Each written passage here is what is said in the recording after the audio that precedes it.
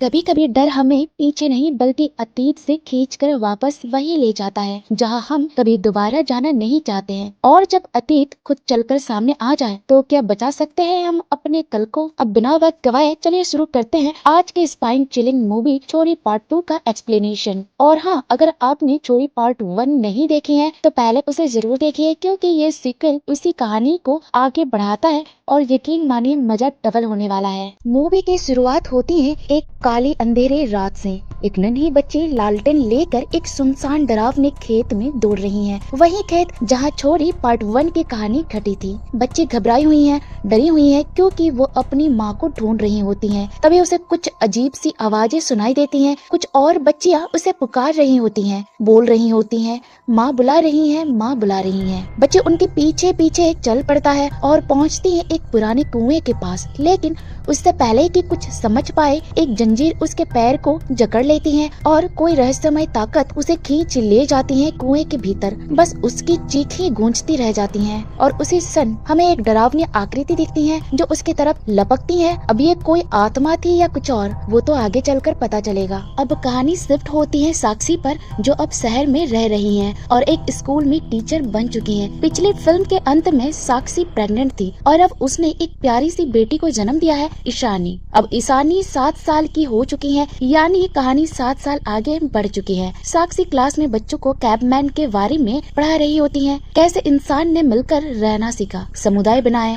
ये बात मूवी की थीम से भी जुड़ी हुई है। उसके बाद वो प्रिंसिपल से रिक्वेस्ट करती है कि ईशानी को घर से पढ़ाई करने की इजाजत मिल जाए, क्योंकि उसकी मेडिकल कंडीशन उसे धूप में बाहर जाने से रोकती है। लेकिन प्रिंसिपल मना कर देता है। अब सीन कट होता है और हम ईशानी को देखते हैं, जिसे धूप से एलर्जी है। उसकी स्किन जलने लगती है, इसलिए उसकी माँ ने उसका नाम रात्रि रखा, ताकि बच्ची को लगे कि वो स्पेशल है, ना कि बीमार। अब कहानी में आता है समर। 7 साल पहले यही पुलिस इंस्पेक्टर था जिसने साक्षी और रानी को कन्फेशन सुना था। लेकिन जब वो राजवीर के गांव गया तो वहाँ कोई लाश नहीं मिली। इसका मतलब हो सकता है कि राजवीर जिंदा हो। साक्षी डरती है कि अगर राजवीर बच गया है तो वो उसकी और ईशानी की जिंदगी बर्बाद कर सकता है। लेकिन समर एक अच्छा इंसान है। वो पिछले 7 सालों से साक्षी और ईशानी का ख्याल रख रहा है, फादर फिगर बनकर, लेकिन बहुत ही इज्जत और सम्मान के साथ। अब साक्षी पिछले 7 सालों से समर के ही घर में रह रही थी, लेकिन ये किसी रिश्तेदारी की वजह से नहीं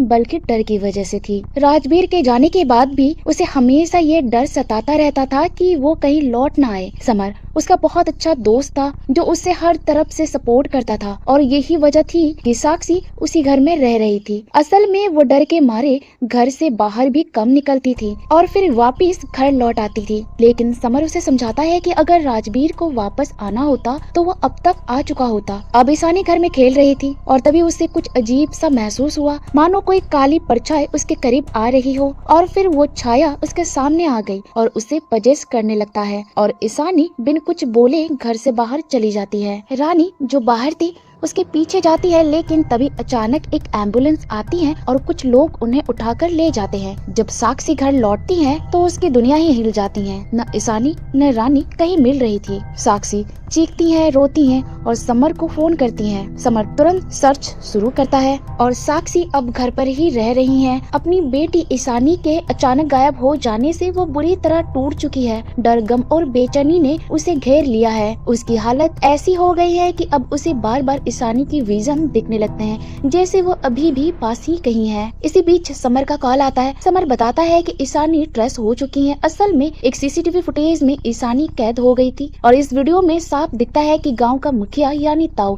ईशानी को अपने साथ लेकर जा रहा है। अब बिना वक्त गवाए समर और साक्षी अपने 2 कांस्टेबल्स के साथ उसी गांव की ओर निकल पड़ते हैं। वही गांव जहां 7 साल पहले ये खौफनाक कहानी शुरू हुई थी। वो लोग सीधा उस पुराने खेत में पहुंचते हैं जहां साक्षी ने पहले भी कुछ बच्चों को गुड़िया फेंकते देखा था। एक बार फिर वही सीन दोहराया जाता है। बच्चे वहां आते हैं और इस बार जब साक्षी उन डॉल्स में से एक को उठाती है तो उसमें ईशानी की ड्रेस का एक टुकड़ा टुकड़ा चिपका होता है। जैसे ही समर और उसके साथी खेत के बीच में पहुंचते हैं, अचानक सारे बच्चे पत्थर बरसाने लगते हैं और ध्यान देने वाली बात ये है कि ये सभी लड़के ही थे। समर फौरन साक्षी को बचाने के लिए उसे एक साइड में ले जाता है, लेकिन तभी एक आदमी आता है और साक्षी को खींचकर वहाँ से ले जाता है। जब समर पीछे देखता है तो वो हैरान रह जाता है। यह आदमी और कोई नहीं बल्कि साक्षी का पति राजवीर ही है। राजवीर का चेहरा अब वैसा नहीं रहा, उसका आधा चेहरा बुरी तरह बिगड़ चुका है, जो कि 7 साल पहले रानी के हमले का नतीजा था। अब यहाँ से कहानी और भी डार्क हो जाती है। साफ हो जाता है कि इन 7 सालों में गाँव वाले लगातार साक्षी और ईशानी को ढूंढ रहे थे, लेकिन इससे पहले कि साक्षी कुछ समझ पाती, पीछे से कोई उसे डंडा मारकर बेहोश कर देता है। दूसरी ओर समर हवा में फायर करता है ताकि बच्चे भाग जाएं, और जैसे ही वो साक्षी के पास पहुंचता है वो वहां से गायब हो चुकी होती हैं। समर गहरे परेशानी में डूब जाता है। अब सीन कट होता है। साक्षी अब एक बंद अंधेरे कमरे में आँख खोलती है। ये जगह किसी बेसमेंट जैसी लगती है। वहाँ गाँव के सारे लोग जमा है। तभी गाँव का मुखिया यानी ताऊ सबके सामने सच्चाई बताता है। वो कहता है कि 7 साल पहले राजवीर की पत्नी और बेटी यहाँ से भाग गए थे और उन्होंने गाँव की परंपरा को तोड़ दिया था। ईशानी उस दिन बलि चढ़ने वाली थी, लेकिन बच गई और उसी वजह से गांव पर श्राप लग गया। गांव की समृद्धि, खुशहाली सब खत्म हो गई। अब राजवीर सबके सामने बोलता है कि उसकी बीबी और बेटी अब लौट आए हैं। उसने अपना वादा पूरा किया, तो अब उसे वापस कुंभे में शामिल कर लिया जाए। लेकिन ताऊ साफ कहता है कि इसकी इजाजत सिर्फ प्रधान जी ही दे सकते हैं, और ये इजाजत लेकर आएगी दासी, जो असल में उसकी पत्नी है। अब यहाँ कहानी में एक अजीब मोड़ आता है। एक रहस्यमय काले लिबास में महिला को दिखाया जाता है, जिसे सब दासी माँ कहते हैं। वो एक दरवाजे के छोटे सुराख से अंदर इशारा करती हैं, जहाँ प्रधान जी रहते हैं। अब हमें पहली बार झलक मिलती है उस डरावने भयानक प्राणी की,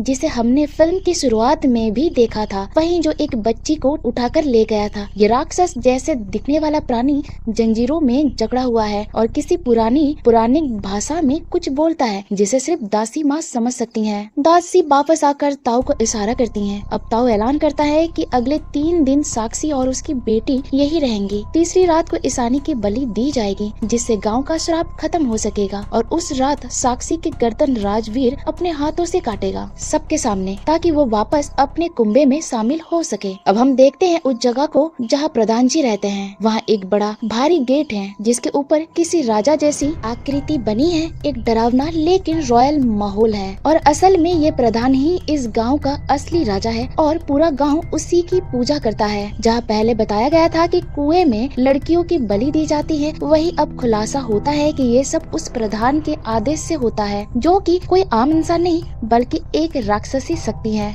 जैसे ही साक्षी और राजवीर की बातचीत चल रही होती है, तभी अचानक से दूसरे दरवाजे से औरतों की जोर जोर से चीखने की आवाजें आती हैं। सब डर जाते हैं। माहौल एकदम बदल जाता है। साक्षी को एक अंधेरे कमरे में बंद कर दिया जाता है और उसे बेहोश करने वाला कोई और नहीं बल्कि वही दासी थी। साक्षी को कैद करने के बाद कुछ बच्चे आते हैं और कहते हैं कि चुप रहो वरना वो जाग जाएगा। अब दूसरी तरफ ईशानी को दिखाया जाता है, जो एक अलग कमरे में कैद है। वहाँ एक बच्चा सालीन उसके लिए एक काढ़ा लेकर जाता है, जो दासी माँ ने ही दिया था। अगले 3 दिन तक उसे सिर्फ यही पीना होगा। जब ईशानी अपनी माँ के बारे में पूछती है, तो सालीन कहता है कि अब दासी ही उसकी माँ है। दिलचस्प बात यह है कि सालीन न लड़का है न लड़की, वो एक ट्रांसजेंडर है और इसी वजह से आज तक जिंदा है, वरना यहाँ कोई भी लड़की जिंदा नहीं बचती। इधर साक्षी बाहर निकलने की कोशिश करती है, लेकिन दासी उसे रोक लेती है। दासी कहती है कि उसकी बेटी के पास खास शक्तियाँ है और उसी की बलि से सब कुछ ठीक हो जाएगा। जब साक्षी विरोध करती है, तब दासी अपना असली रूप दिखाती है, एक बुरी आत्मा जो किसी विच जैसी लगती है। उसी वक्त राजवीर और ताऊ की बातचीत से पता चलता है कि राजवीर साक्षी को मारना चाहता था, लेकिन औरतों की आवाजों से डर गया। ताऊ कहता है कि यह आवाजें भी जल्द शांत हो जाएगी और 3 दिनों में ईशानी बलिदान के लिए तैयार हो जाएगी। अब दासी प्रधान के पास जाती हैं, जिसका दरवाजा सिर्फ एक खास प्रार्थना से ही खुलता है। दासी अंदर झुककर चलती हैं, शायद डर या आदर से। वो प्रधान को बताती है कि ईशानी काढ़ा पी चुकी है और वो काफी बच्चों से अलग है। दासी प्रधान को भी एक काला लिक्विड पिलाती है, जो शायद ईशानी से जुड़ा कोई हिस्सा हो सकता है। हम प्रधान की झलक भी देखते हैं। उसके कद काठी बहुत विशाल है और शरीर सड़ा गला लगता है, जैसे वो किसी पौराणिक युग का हो। इधर साक्षी को कैद के लिए गए कमरे में एक और दरवाजा मिलता है, जिससे ईशानी की आवाज आती है। वो एक टॉर्च लेकर उस सुरंग जैसी जगह में दाखिल होती हैं। पहले बताया गया था कि गांव में सिर्फ 5 घर हैं, लेकिन असल में जमीन के नीचे एक पूरी छुपी हुई बस्ती है। वो आगे बढ़ती है लेकिन जगह भूल भुलैया जैसी है और वो भटक जाती है। वहीं दूसरी तरफ ईशानी पर सालिम नजर रख रहा होता है, लेकिन कुछ लड़के उसे चढ़ाते हैं कि वो लड़का नहीं है, लड़की भी नहीं है, तो आखिर है क्या। एनीवे, ईशानी जो कि अब तक एक बंद कमरे में थी, दरवाजा खुला पाकर चुपचाप बाहर निकल जाती है। लेकिन ये कोई आम रास्ता नहीं था। वो पहुंचती ही एक सुरंग जैसी रहस्यमयी जगह पर। वो वहाँ उसे दिखाई देती है 3 छोटी छोटी बच्चियाँ जो बड़ी मासूमियत से कहती हैं माँ बुला रही हैं। अब तक सब कुछ अजीब था, लेकिन अब डर लगने लगा। ईशानी उन बच्चियों के पीछे चल पड़ती है। ये वही बच्चियाँ थी जो हमें मूवी के शुरुआत में एक झलक में दिखी थी। उधर साक्षी को जब ईशानी दिखती है तो वो उसे गले लगाना चाहती है, क्योंकि ऊपर से धूप आ रही थी और उसे लगता है ईशानी डर गई होगी। लेकिन असली झटका तब लगता है जब पता चलता है कि वो ईशानी असल में उन तीनों में से ही एक आत्मा थी। साक्षी घबरा जाती है और वही दूसरी तरफ असली ईशानी उन बच्चियों के पीछे भागते हुए उस दरवाजे तक पहुंच जाती है जो उसे बाहर की दुनिया में ले जा सकता था। लेकिन वो बाहर जाना नहीं चाहती थी, क्योंकि उसकी माँ साक्षी ने उसे कभी धूप में जाने नहीं दिया था। फिर भी वो बाहर चली जाती है और जैसे ही धूप उसके चेहरे पर पड़ती है उसकी त्वचा जलने लगती है। वहीं घर के अंदर रखी ईशानी की गुड़िया अपने आप जलने लगती है। मतलब साफ है उन डॉल्स में कुछ न कुछ जिंदा था, एक आत्मिक जुड़ाव। अब दासी माँ जो ईशानी के कमरे में आती है उसे वो नहीं पाकर परेशान हो जाती हैं। तभी उसका काला छाया यानी उसका वो डरावना अलौकिक रूप जो उसकी बॉडी से अलग हो सकता है, ईशानी को ढूंढने निकल पड़ता है। उसे कुएं के पास ईशानी मिलती है जो बाहर निकलने की कोशिश कर रही थी, लेकिन वही बेहोश हो जाती है। अब दासी का काला छाया फिर उसकी बॉडी में समा जाती है और वो खुद वहाँ जाकर ईशानी को उठाती है, लेकिन उसकी भी त्वचा जल गई थी। इससे साफ था दासी को भी वही हालत थी जो ईशानी को थी। लेकिन दासी ने एक बात कही थी, ये बीमारी नहीं सकती है। उधर साक्षी को आवाजें सुनाई देती हैं बच्चियों की और औरतों की। वो एक अंधेरे कोने की ओर बढ़ती हैं जहाँ रहस्यमय और खतरे की बू है।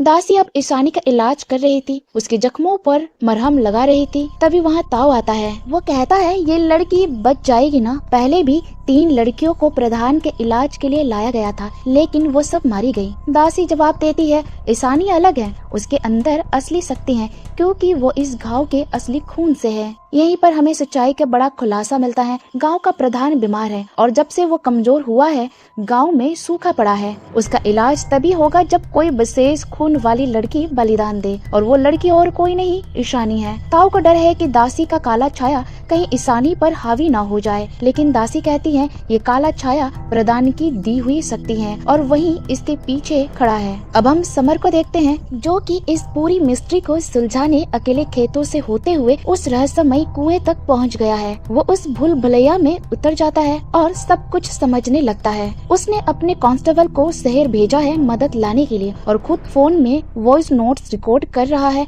ताकि सबूत रह सके। वही ईशानी जो अब होश में है दासी के पास होती है। उसे काढ़ा पिलाया जा रहा है, लेकिन उसकी बचपन की एक आदत थी, उसे सूप पसंद नहीं था। जब भी उसकी माँ उसे सूप पिलाती थी वो कहानी सुनने की जिद करती थी। अब यहाँ भी वो वही करती है। दासी से कहती है एक कहानी सुना दो ना। दासी माँ अब ईशानी को एक पुरानी और अनदेखी कहानी सुनाती है। एक कहानी जो सिर्फ कहानी नहीं, एक सच था, एक दर्द भरा सच। बहुत सालों पहले इस गांव का एक राजा था जिसके घर कोई संतान नहीं थी। उसने सूर्य देवता से प्रार्थना की एक बेटा दे दो, लेकिन सूर्य देव ने उसे एक बेटी दी और ये बात राजा को बर्दाश्त नहीं हुई। गुस्से में आकर उसने उस मासूम सी बच्ची को एक कुएं के पास छोड़ दिया और सूर्य देवता को भला बुरा कहने लगा। सूर्य देव भी नाराज हो गए। उन्होंने उस छोटी सी बच्ची को जला दिया। लिटरली उस पर आग बरसाई गई। बच्ची जल रही थी लेकिन हार नहीं मानी। सूर्य भी थक गए उसे जलाते जलाते। तभी रात में एक आदि मानव आता है, एक कैबमैन जो असल में एक प्रिंस ऑफ डार्कनेस होता है। वो उस बच्ची को बचाता है,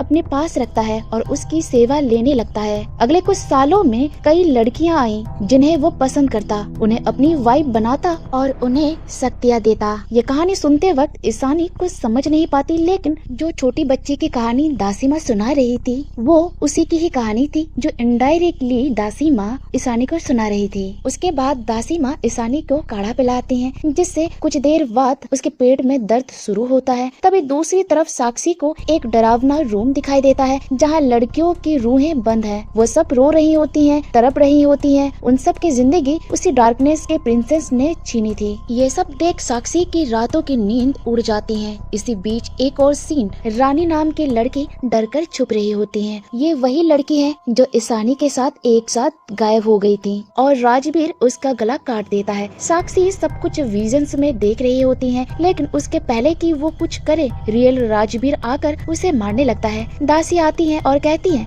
ईशानी अब तैयार है, उसका पहला पीरियड आ गई है, सिर्फ 7 साल की उम्र में। ये सुनकर साक्षी तो हिल जाती है। वो चीख चीख के कहती है वो एक मासूम बच्ची है, लेकिन राजवीर उसे पीटता रहता है। अंत में दिखाया जाता है दासी माँ उस पहली बार के ब्लड ड्रॉप्स को डार्कनेस के प्रिंस को ऑफर करती है, यानी प्रधान को, और वो उसे एक्सेप्ट कर लेता है। अब ताऊ सबको बताता है कि आज तीसरी रात है और आज की रात ही ये सारा रिचुअल पूरा हो जाएगा, सब कुछ ठीक हो जाएगा, ऐसा वो सबको यकीन दिला रहा है। वहीं दूसरी ओर साक्षी धीरे धीरे होश में आती है और चलते चलते उस डंपिंग एरिया तक पहुंच जाती है जहां से वो सीधे पानी में गिरती है। दरअसल वो जगह उसी कुएं का ऊपरी हिस्सा था। जैसे ही साक्षी उस जमी हुई केमिकल की परत पर गिरती है, वो परत टूट जाती है और वो पानी के अंदर डूबने लगती है। अब नीचे के हिस्से में कई औरतों की लाशें तैर रही थी, जिनकी आत्माएं अब धीरे धीरे साक्षी के आसपास आ जाती हैं। उनमें रानी की आत्मा भी शामिल थी। इसका मतलब सच में रानी भी मारी गई थी। सभी आत्माएं साक्षी के सिर पर हाथ रखती हैं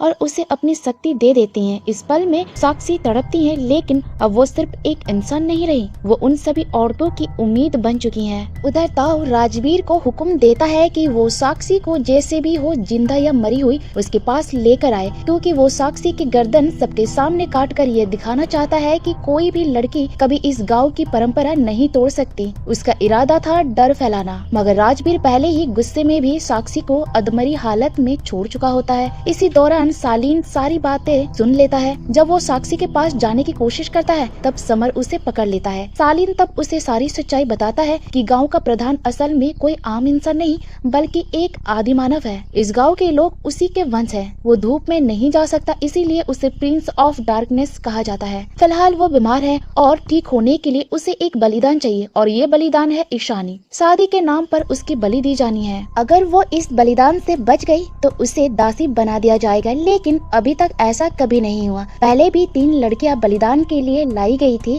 लेकिन वो जिंदा नहीं बच पाई। वही 3 बच्चियों की आत्माएं हमें पहले भी दिखाई देती रही थी। इन सभी बच्चियों की एक खास बात थी, वो सभी रोशनी में बाहर नहीं जा सकती थी, क्योंकि उन्हें भी वही स्किन कंडीशन थी जो प्रधान के वंशों में होती है। पर गाँव वाले मानते हैं कि ईशानी खास है, क्योंकि उसके अंदर भी इस गांव का खून बहता है। अब समर सालीन से कहता है कि वो उसे साक्षी के पास ले चले। सालीन उसे लेकर आगे बढ़ता है। दूसरी ओर ईशानी को एक दुल्हन की तरह तैयार किया जा रहा होता है, नहलाया जाता है, सजाया जाता है। उसी दौरान उसे बार बार उन 3 लड़कियों की आत्माएं भी दिखाई देती हैं, जो पहले बलिदान की शिकार हुई थी। गाँव में अब शादी जैसा माहौल है, नाच गाना चल रहा है। फिर सब लोग प्रधान के हॉल में इकट्ठा होते हैं। वहाँ रिचुअल शुरू होता है। सब अपने हाथ क्रॉस करके बोलते हैं तक तक।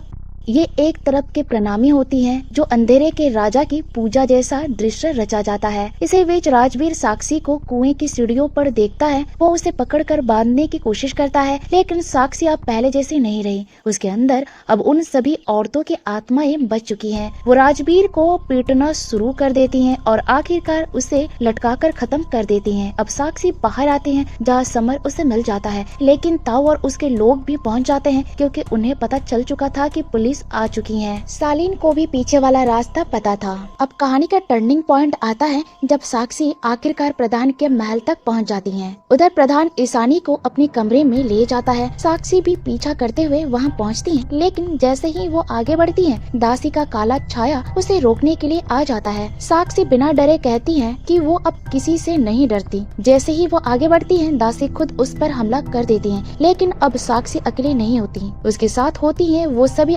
आत्माएं जिन्हें कभी प्रधान और दासी ने कष्ट दिए थे, वे आत्माएं अब साक्षी का साथ देती हैं और दासी से लड़ती हैं। इस दौरान साक्षी दासी को याद दिलाती है कि वो एक दासी है, एक नौकरानी जिसका कोई भी ओहदा नहीं होता, उसका कोई सम्मान नहीं बचा है। असल में हमने पहले भी देखा था कि खुद प्रधान भी दासी को कई बार अपमानित कर चुका था, लात मारता था, उसे नजरअंदाज करता था। यानी प्रधान अब दासी से बोर हो चुका था। साक्षी अब इतनी ताकतवर हो चुकी है कि वो दासी को जोर से धक्का दे देती हैं और उसे दूर फेंक देती हैं। इसके बाद साक्षी प्रधान के कमरे का भारी भरकम दरवाजा खोलने की कोशिश करती है, लेकिन दासी ताना मारती है, यह दरवाजा सिर्फ कोई शक्तिशाली ही खोल सकता है, तेरे बस की बात नहीं। पर तभी साक्षी के चारों तरफ मौजूद आत्माएं एकजुट हो जाती हैं और उसके साथ मिलकर उस दरवाजे को खोल देती हैं। दरवाजा जैसे ही खुलता है, साक्षी अंदर जाकर देखती है कि ईशानी एक बक्से में बंद है। वो उसे बचाने की कोशिश करती है, लेकिन तभी प्रधान अपना रूप बदलकर खुद साक्षी का रूप ले लेता है और ईशानी की जीवन ऊर्जा को चूसने लगता है। यहीं पर साक्षी कुछ नहीं कर पा रही होती है, लेकिन उसी वक्त दासी का काला छाया पलटकर प्रधान को जकड़ लेता है। प्रधान की ताकत धीरे धीरे कम होने लगता है, उसका विशाल रूप सिकुड़ने लगता है। अब वो पहले जैसा खतरनाक नहीं रह जाता। उधर समर अपनी पुलिस टीम के साथ वहाँ पहुँच जाता है और ताऊ को पकड़ लेता है। ताऊ को मारते हुए वो कहता है, अब तेरी मर्दानगी कहाँ गई। अब कहानी में बड़ा मोड़ आता है। दासी खुद साक्षी के पास आती है और कहती है कि अब वो किसी भी मासूम बच्ची को दासी नहीं बनने देगी। उसे आखिरकार समझ आ चुका था कि वो जो कर रही थी वह गलत था। यहीं पर एक पुराना सीन याद आता है, जहाँ फिल्म की शुरुआत में साक्षी अपने स्कूल में एक आदि मानव की कहानी पढ़ा रही थी। वही इनडायरेक्ट हिंट था कि आगे चलकर उसका सामना उसी ताकत से होगा। अब आपको ये भी समझ आ गया होगा कि वो लड़कियां जो धूप में नहीं जा सकती थी, उनके साथ ऐसा क्यों था। असल में सूर्यदेव उन्हें इसलिए जलाते थे ताकि कोई उनके साथ बुरा बर्ताव न कर सके। यानी वो एक प्राचीन सुरक्षा तंत्र की तरह था, लेकिन लोग उसे श्राप समझ बैठे। असल बात ये थी कि पहले के लोग मेडिकल कंडीशन को समझते नहीं थे और हर अजीब चीज को श्राप मान लेते थे।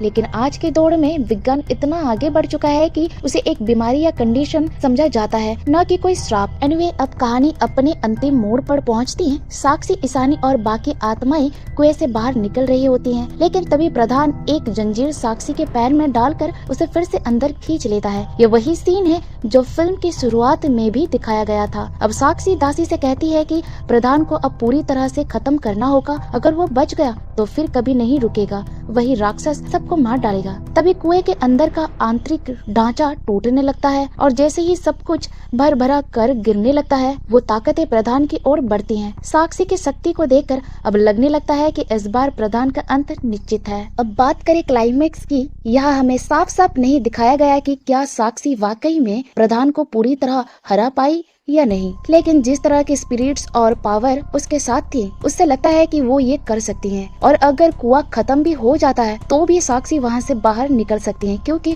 उस जगह से बाहर जाने के और भी रास्ते थे। और इसी के साथ छोरी 2 की कहानी खत्म हो जाती है। अब अगर आप पूरे फिल्म के बैकग्राउंड को समझो तो जो बलिदान दिए जा रहे थे गाँव में, वो शायद प्रधान करवाता था, लोगों को बहला फुसला कर, और उसका असली इरादा था उन मासूम लड़कियों के साथ गलत काम करना और दासी बनाना। अब अगर ओवरऑल फिल्म की बात करें तो ये काफी इंटरेस्टिंग थी। पहले पार्ट की तुलना में इसमें हॉरर को ज्यादा गहराई से दिखाया गया। तो दोस्तों, उम्मीद करती हूँ कि आपको ये डिटेल में दी गई एक्सप्लेनेशन पसंद आई होगी। अगर फिल्म नहीं देखी है तो आप इसे Amazon प्राइम वीडियो पर जाकर देख सकते हैं। अगर वीडियो पसंद आया हो तो लाइक कर दीजिए और चैनल पर नए हो तो सब्सक्राइब जरूर कर लेना। मैं मिलती हूँ अगली वीडियो में, तब तक के लिए बाय बाय, अलविदा।